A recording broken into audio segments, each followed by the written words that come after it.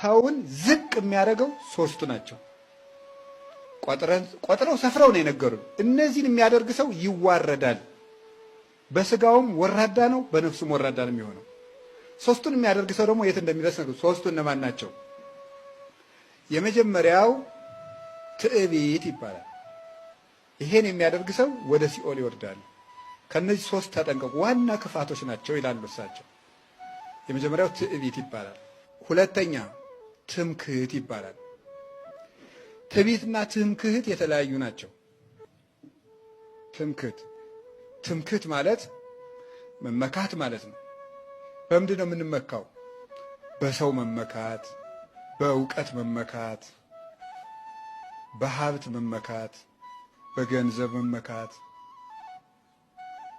በመልክ መመካት፣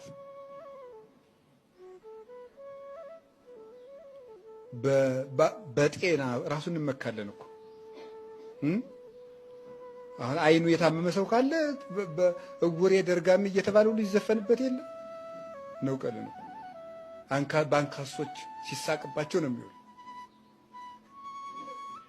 በዚህ ሁሉ መመካት ይህ ሁሉ እንዳልነበር ይሆናል። ሶስተኛው ሰውን አውርዶ የሚጥለው ምንድን ነው? ቅናት ይባላል።